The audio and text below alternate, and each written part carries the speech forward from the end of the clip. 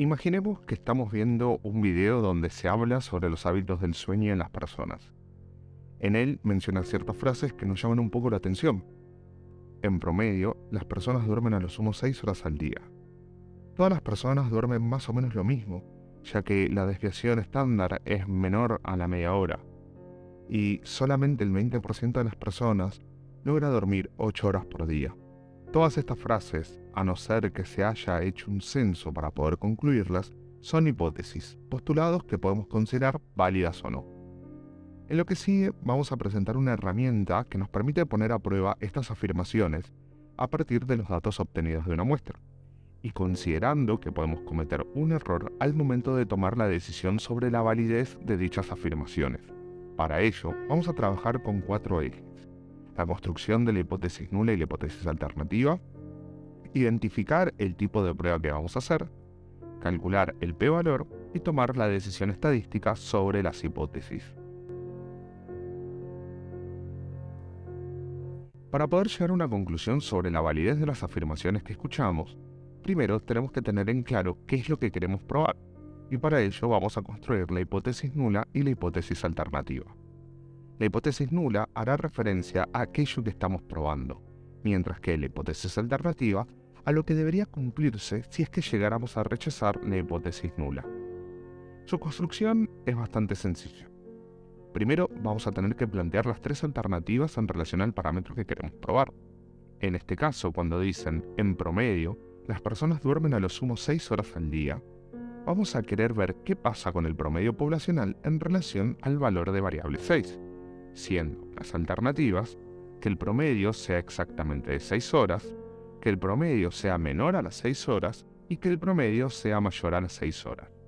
Planteadas las diferentes alternativas, identificaremos el curso de acción que se desprende de cada una de ellas. Es decir, señalaremos aquellas alternativas que hacen a la afirmación válida y aquellas que no. En este ejemplo, si el promedio es igual a las 6 horas, podemos considerar a la afirmación que nos plantearon como válida. Si el promedio fuera menos de 6 horas, la afirmación también sería válida. Ahora, si el promedio fuera mayor a las 6 horas, la afirmación no sería válida. ¿Por qué esto es así? Porque la afirmación bien dice a lo sumo 6 horas, siendo ese a lo sumo menor o igual. Una vez identificados los cursos de acción, podremos construir la hipótesis nula incorporando en ella la alternativa de la igualdad, más aquella desigualdad, menor o mayor, que le sea equivalente en cuanto a su curso de acción. Entonces, la hipótesis nula será que la media es igual o menor a las 6 horas. Agregamos la desigualdad menor porque ésta tiene el mismo efecto que la igualdad, en este caso que la afirmación sea válida. Si no pudiéramos validar esta hipótesis nula, entonces el promedio sería superior a las 6 horas, siendo esta la hipótesis alternativa. Es importante recordar que la hipótesis nula siempre llevará a la igualdad, y si existiera, también iría aquella desigualdad que tiene el mismo curso de acción. Vamos con la segunda afirmación. En este caso, las alternativas serían que el desvío es igual a 0,50, el desvío es menor a 0,50 y el desvío es mayor a 0,50. Considerando el enunciado planteado, sabemos que si el desvío es igual a 0,50, la afirmación brindada no será válida. Si el desvío fuera menor a 0,50, la afirmación sería válida, mientras que si el desvío fuera mayor a 0,50, la afirmación no sería válida. Entonces, repetiremos la misma fórmula para la construcción de la hipótesis nula: la igualdad más aquel signo que tiene el mismo curso de acción. En este caso, la hipótesis nula quedará como que el desvío sería mayor o igual a 0,50. ¿Qué signo nos quedó sin emplear? Menor, por lo que será la hipótesis alternativa para esta afirmación.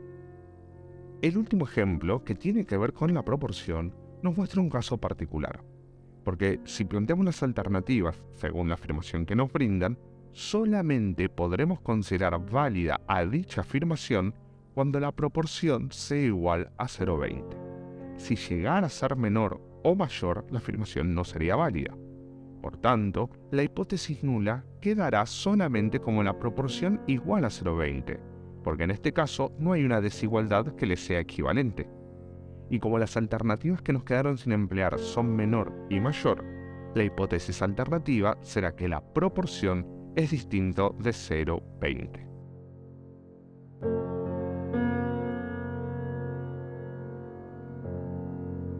Habiendo construido la hipótesis nula y la hipótesis alternativa, corresponde que podamos identificar qué tipo de pruebas es las que estamos por realizar.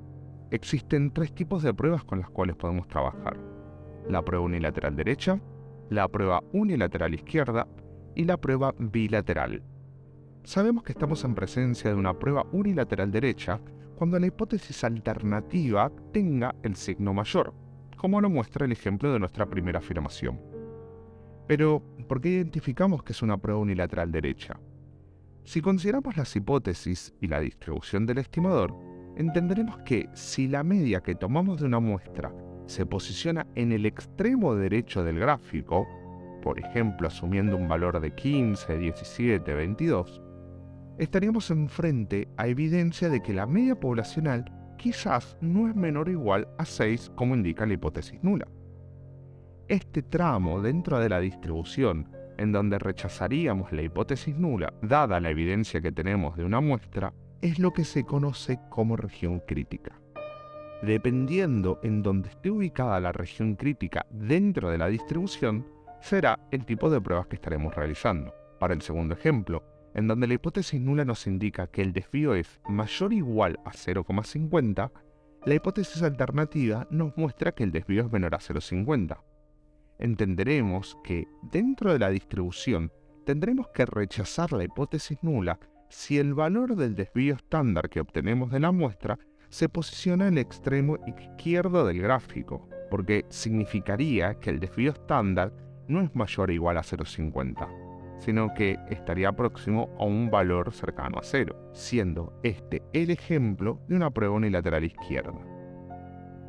Mientras que para el tercer ejemplo, en donde la hipótesis nula nos indica que la proporción es igual a 0,20 y la hipótesis alternativa, que es distinta a 0,20, corresponde rechazar la hipótesis nula si la proporción de la muestra queda posicionada tanto en el extremo izquierdo o en el extremo derecho de la distribución. Este tipo de prueba, en donde la hipótesis nula lleva la igualdad y la hipótesis alternativa lleva la desigualdad, es lo que se conoce como una prueba bilateral, ya que la región crítica va a estar dividida en 2 partes.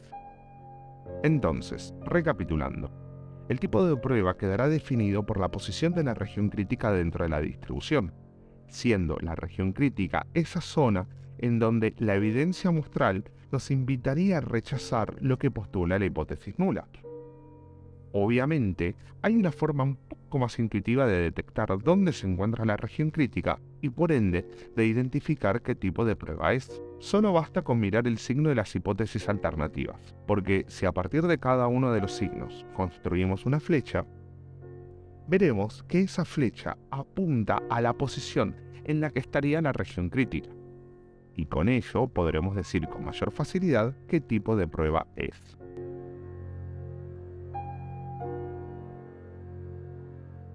Tenemos la hipótesis, tenemos el tipo de prueba, lo que nos queda determinar es saber si hay suficiente evidencia en la muestra para rechazar a la hipótesis nula o no. Lo que vamos a ver a continuación, hoy en día la mayoría de los programas estadísticos lo hace automáticamente. Sin embargo, corresponde que aprendamos la manera en que se calcula el p-valor. El p-valor no es más que la probabilidad de que con los datos de la muestra que tenemos, nos equivoquemos al decidir rechazar la hipótesis nula. Por criterio, dentro del mundo estadístico, si dicha probabilidad fuera menor o igual a 0,05, tendríamos que rechazar a la hipótesis nula. Y si bien esto se emplea casi de manera axiomática, está bueno pensar la lógica atrás de esta regla. Dijimos que el p-valor es la probabilidad de que con los datos que nosotros tomamos de una muestra aleatoria, cometamos un error al concluir que corresponde rechazar a la hipótesis nula. Entonces, si el p-valor que calculáramos, por ejemplo, nos diera 0,02, podríamos decir que la probabilidad de cometer un error al rechazar la hipótesis nula es muy baja, por lo que correspondería rechazar a dicha hipótesis. ¿Por qué? Porque solamente hay una probabilidad de 0,02 de estar cometiendo un error al decidir que corresponde rechazar la hipótesis nula. Pensemos un contraejemplo. Si el p-valor fuera de 0,80, lo que nos estaría diciendo es que la probabilidad de cometer un error al rechazar la hipótesis nula es de 0,80. Por lo tanto, lo mejor que podríamos hacer es no rechazar la hipótesis nula, ya que es altamente probable que estemos cometiendo un error si así lo hacemos. Este tema del p-valor da para hablar mucho y debatir largo y tendido. Sin embargo, en este video solamente nos concentraremos en presentar la regla de decisión para saber si corresponde rechazar o no a la hipótesis nula. Ahora bien, ¿cómo se calcula el p-valor? El p-valor va a depender de dos cosas: del tipo de prueba que estemos realizando, unilateral izquierda, unilateral derecha y bilateral, y del estadístico de prueba correspondiente a la distribución del estimador. Si tuviéramos que probar la media poblacional, deberíamos usar cualquiera de estos tres estadísticos o fórmulas según sea la distribución de la media muestral. Si tuviéramos que probar la varianza o el desvío poblacional, el estadístico a emplear utilizará la distribución chi cuadrado, mientras que si tuviéramos que probar la proporción poblacional, utilizaríamos un estadístico de distribución normal. El valor de estos estadísticos dependerá de la hipótesis nula y de los datos que obtengamos de nuestra muestra. Entonces, cuando tengamos dichos valores, dependiendo del tipo de prueba que tengamos que realizar y empleando, por ejemplo, el Probability Distribution, podremos calcular el p-valor siguiendo cada una de estas reglas que se presentan a continuación. Vamos a ver cómo se aplican usando nuestros ejemplos. Si para el caso de la primera afirmación suponemos que la cantidad de horas que duermen las personas se distribuye normalmente, y que para verificar dicha afirmación tomamos una muestra de 36 individuos, con quienes pudimos verificar que tenían una media muestral de 6,2 horas y un desvío de 0,8 horas, entendemos que dadas las características del experimento, la media muestral tendrá una distribución de t de student con 35 grados de libertad. Por lo tanto, el estadístico de prueba que utilizaremos será el siguiente. Reemplazando con los datos que tenemos, obtendremos un estadístico de prueba igual a 1,5. Entonces, al ver la hipótesis alternativa, en donde nos indica que la prueba es unilateral derecha, y tomando la regla de decisión para este tipo de prueba, vamos a calcular el p-valor, haciendo 1 menos lo acumulado hasta el valor que asume dicho estadístico. Utilizando el Probability Distribution en la distribución t de student, vamos a ver que el resultado de este p-valor es de 0,00001. Si para el segundo ejemplo mantenemos los supuestos de la normalidad de la población y los datos obtenidos de la muestra, empleando el estadístico de prueba correspondiente para probar el desvío o la varianza, veremos que este asume un valor de 13,67. Entonces, si recordamos que esta prueba es una prueba unilateral izquierda y que la regla para obtener el p-valor en este tipo de pruebas es buscando lo acumulado hasta el valor que asume dicho estadístico, empleamos el Probability Distribution para ver que el p-valor termina siendo de 0,9991. Finalmente, para el último ejemplo, vamos a considerar que desde la muestra de tamaño 36 se pudo determinar que tan solo el 25% de las personas logra dormir 8 horas por día. Por lo que, si tomamos el estadístico de prueba correspondiente para la proporción y reemplazamos con estos valores, obtendremos un estadístico de prueba de 0,75, que, al buscar dicho valor en el Probability Distribution con las reglas correspondientes para las pruebas bilaterales, tengamos presente que acá el estadístico de prueba nos dio un valor positivo, vamos a obtener un p-valor de 0,45326. Ahora sí, tenemos la hipótesis nula en cada uno de los ejemplos, tenemos el tipo de prueba que es y tenemos el valor del p-valor para cada afirmación. Lo que nos queda es tomar la decisión estadística para cada uno de los casos, es decir, concluir si rechazamos o no la hipótesis nula. Recordemos que la regla con la cual vamos a trabajar dice que si el p-valor fuera menor o igual a 0,05, correspondería rechazar la hipótesis nula. Por eso, para nuestro primer ejemplo, en donde el p-valor nos dio de 0,00001, corresponde rechazar la hipótesis nula. En nuestro segundo ejemplo, en donde el p-valor nos dio 0,9991, corresponde que no rechacemos la hipótesis nula. Mientras que en el tercer ejemplo, en donde el p-valor resultó de 0,45326, tampoco corresponde rechazar a dicha hipótesis. Pero, ¿a qué conclusión podemos llegar con todo esto?